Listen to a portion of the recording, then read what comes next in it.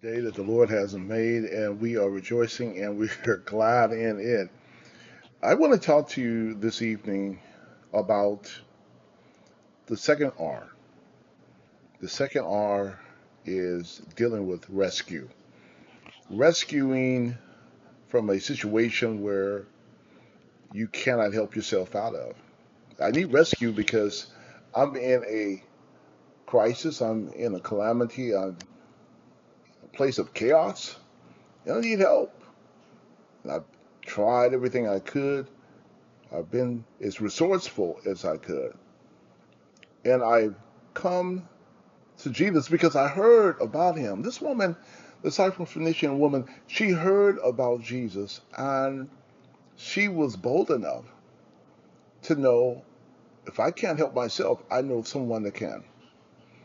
She didn't beat herself up because of the fact that she needed help. She didn't say how bad she was off because that's unproductive. That's not going to get us anywhere to pine away about how bad we have been, and to lament about how tough a life we have is not going to help us move the needle forward. We have to be able to grab a hold of ourselves and say, whatever I need, I recognize that God has provided it in Jesus Christ. And interesting enough, that she went and prayed to Jesus. Yes, she went and talked to Jesus. She required what she needed from Jesus. And we see that Jesus did not respond to her, and she kept on persisting. It's not to say that you can wear Jesus down. No, that's not what it's saying. It's saying that she was persistent because she knew if she had a need, Jesus could feel it. If she had a need to make her daughter whole, and she recognized that her daughter was not just sick like any other sickness, she recognized that this was a spiritual encounter. And she recognized of the reputation of Jesus that he was one who could cast out devils. He was one who can make whole those who are living in a fractured type of life. He is one who can cause, of course, the lame to walk and the blind to see, the deaf to hear. He is one who is able to do all the miraculous things of walking on water and feeding those who are in a place of hunger with just two fish and five loaves of bread. Jesus can do anything. There's nothing that he cannot do. And so she went, being a Gentile, being one who was outside of the parameters of the household of Israel, the Commonwealth of Israel. She went to Jesus, not having covenant with the law, not having the understanding of the oral traditions that Jesus was talking about, and giving a diatribe to the scribes and the Pharisees. No, she had no traditional baggage. She had only that her spirit was seeking truth. And that's what the Father seeks after, isn't it? He seeks after those who are wanting to bow down, give homage to He can handle any situation with their spirit and the authenticity of their personality in agreement with the truth. That this woman, she came because she heard about Jesus, and she came and she found him, even though Jesus was on vacation, even though Jesus was relaxing, even though Jesus had a time of recluse, even though Jesus was away from the crowd, as I said on Sunday, as he often did. That leads us to understand that our effectiveness in God requires for us to take advantage of those times when we have times to be in solitude with Him. To rest and not include him as the focal point of our rest is really not to rest at all. To go to sleep is not necessarily resting. To be in a place where you hear God speaking to you, you meditate on his word, rumination, you chew it up, and you allow it to digest into your spirit. You chew it again and allow it to digest in your spirit. What does that mean? That means that I meditate and I just go, what does that mean? Why do you say that? Where is that at? When is that going to happen? How? The application. How can I make this my reality? That's resting in Jesus.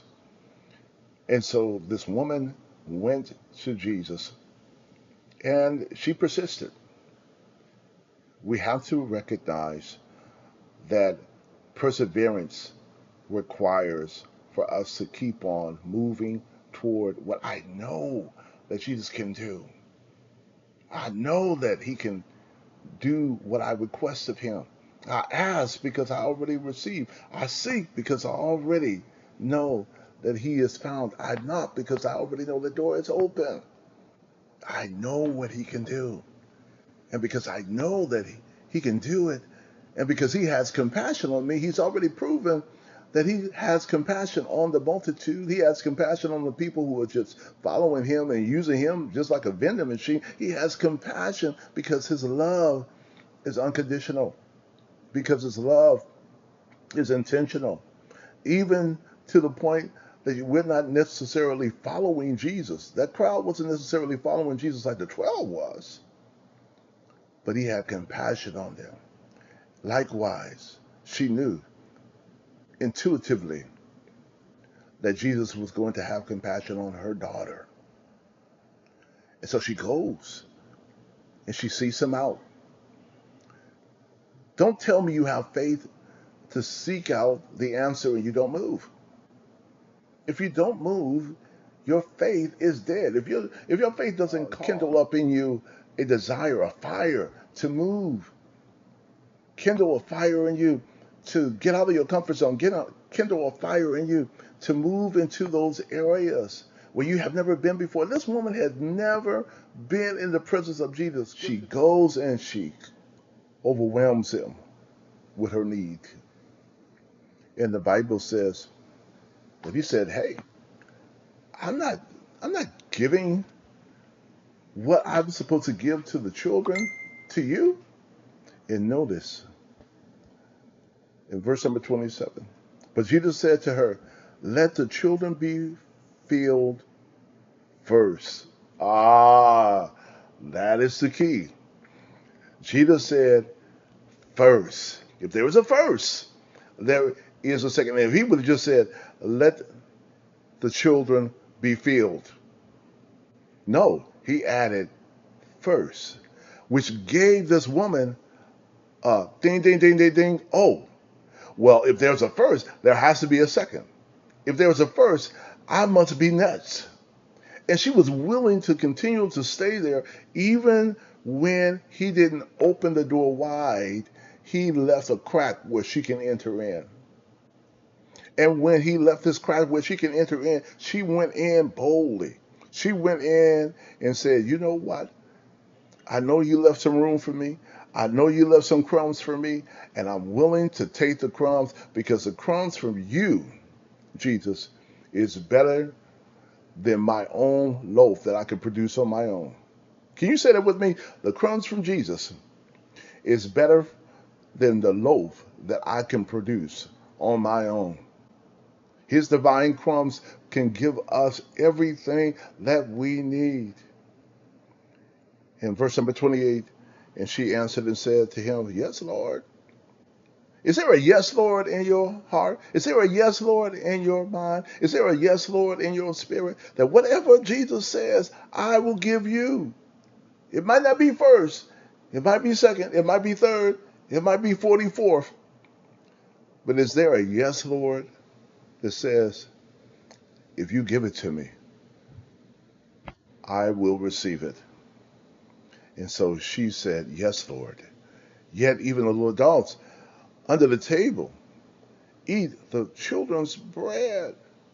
Jesus saw her faith. Here, this Gentile, like the centurion, just one time, she caught on faith immediately, and she trusted Jesus in spite of not having a relationship with him.